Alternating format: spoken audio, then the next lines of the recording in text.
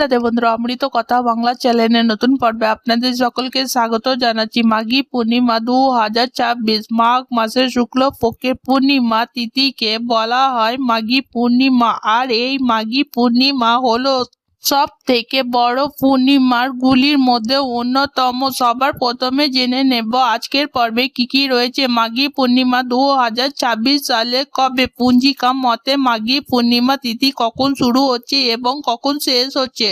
এই দিন সত্যনারায়ণের পুজো করা হয়ে থাকে, তাই সত্যনারায়ণের পুজোর সঠিক সময়সূচি কি রয়েছে পঞ্জিকা মতে? মাঘী পূর্ণিমার ব্রত, উপবাস এবং নিশি পালনের সময়সূচি কি রয়েছে পঞ্জিকা মতে? গঙ্গায় স্নান, দান ইত্যাদি অত্যন্ত শুভ, তাই গঙ্গায় স্নান ও দানের শুভ সময় পঞ্জিকা মতে কি রয়েছে? সংসারে আর্থিক উন্নতি করতে কি কি কাজ এই দিন করবেন এবং কোন কাজ থেকে বিরত থাকবেন? কোন জিনিসগুলি দান করলে পরে সংসারে আসবে অবাধ আর্থিক উন্নতি? তাই আজকের এই স্পেশাল পর্বটি স্কিপ না করে সম্পূর্ণ পর্বটি অবশ্যই দেখার অনুরোধ রইল।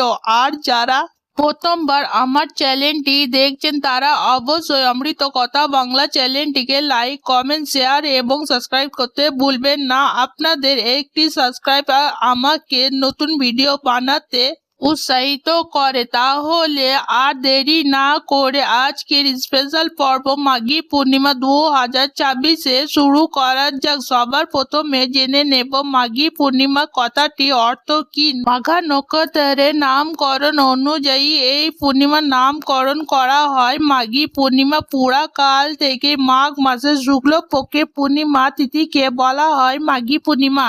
এই পূর্ণিমা গুরুত্ব অনেক। হিন্দু এবং বৌদ্ধ ধর্মাবলম্বীদের কাছে এই পূর্ণিমা হলো সবথেকে বড় পূর্ণিমা, অতি পবিত্র।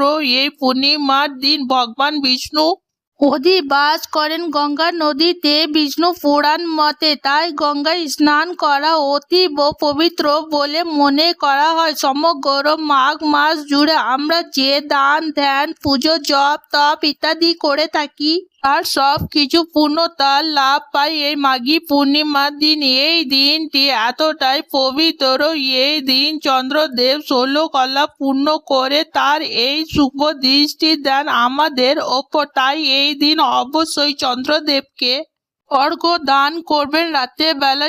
এর সঙ্গে এই দিনটি এতটাই পবিত্র যে আপনি এই দিন যদি বিষ্ণু এবং মাতা লক্ষ্মী পুজো করেন তাহলে তাদের কৃপায় আপনাদের গৃহে কখনোই আর্থিক সংকট আসবে না। তাই এবার জেনে নেওয়া যাক এই পবিত্র মাঘী পূর্ণিমা 2026 সালে কবে পঞ্জিকা মতে মাঘী পূর্ণিমা পালিত হবে। 1 ফেব্রুয়ারি 2026 রবিবার। এবারে জেনে নেব পঞ্জিকা মতে পূর্ণিমা তিথি কখন শুরু হচ্ছে কখন শেষ হচ্ছে। পঞ্জিকা মতে 31 জানুয়ারি শনিবার শেষ রাত্রি 5:55 থেকে পূর্ণিমা তিথি শুরু হবে এবং এই তিথি সমাপ্ত হবে 1 ফেব্রুয়ারি 2026 রবিবার শেষ রাতে 4:45 মধ্যে। এবারে আমরা জেনে নেব পূর্ণিমা ব্রত, উপবাস ও নিশি পালন। পূর্ণিমার ব্রত এবং উপবাসে পালন করা হবে 1 ফেব্রুয়ারি রবিবার 2026 এবং এই তিথি সমাপ্ত হয়ে যাবে 1 ফেব্রুয়ারি রবিবার 2026 শেষ রাতে 4:45 মধ্যে। এবারে জেনে নেব মাঘী পূর্ণিমা দিন সত্যনারায়ণের ব্রত করার শুভ সময় কি রয়েছে। সত্যনারায়ণের পুজো করার শুভ সময় হলো 1 ফেব্রুয়ারি 2026 রবিবার প্রদোষকাল সন্ধ্যা 5:16 থেকে রাতে 7:45 মধ্যে পুজো করার সব থেকে শুভ সময় রয়েছে। এই দিন যে গঙ্গায় স্নান করার শুভ সময় এবং দানের শুভ সময় কি রয়েছে। এই দিন গঙ্গায় স্নান করা অত্যন্ত শুভ, তাই এই দিন যদি গঙ্গায় গিয়ে স্নান করতে না পারেন তাহলে নিজের স্নানের জলে অবশ্যই গঙ্গার জল মিশিয়ে স্নান করবেন এবং সেটি করা সব থেকে শুভ সময় হলো 1 ফেব্রুয়ারি রবিবার সকাল 5:49 থেকে সকাল 9:15 পর্যন্ত। আবার এই শুভ সময়ে যোগ শুরু হবে স্নানের 10:53 থেকে দুপুর 11:40 পর্যন্ত। এবারে জেনে নেব এই দিন অমৃত যোগ কখন থাকছে তার সঠিক সময় সূচি। 1 ফেব্রুয়ারি রবিবার সকাল 6:51 পর্যন্ত অমৃত যোগ শুরু হবে এবং এটি সমাপ্ত হবে 9:51 মধ্যে। আবার এই অমৃত যোগ শুরু হবে সন্ধ্যাবেলায় 5:13 থেকে রাতের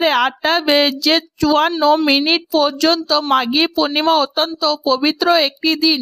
এই দিন শ্রী বিষ্ণু এবং মাতা লক্ষ্মীর কৃপা পেতে এই দিনে অবশ্যই মাঘী পূর্ণিমার ব্রত পালন করবেন, সত্যনারায়ণের ব্রত পালন করবেন, নিরামিষ আহার গ্রহণ করবেন এবং দান করবেন।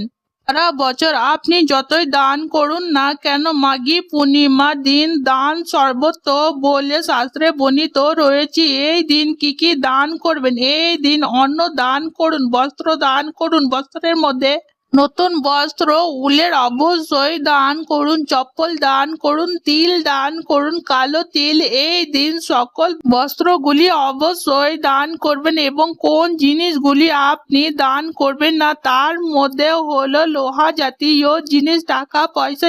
এই দিন অবশ্যই কাউকে ধার হিসাবে দেবেন না এবং কারো থেকে নেবেন না। এই দিন বাড়িতে যদি কেউ আসে তাকে অবশ্যই আপনার সাধ্য মতো ভোজন করাবেন এবং আপনার সাধ্য মতো দান করবেন। এই দিন ব্রাহ্মণ ভোজন করানো অত্যন্ত শুভ।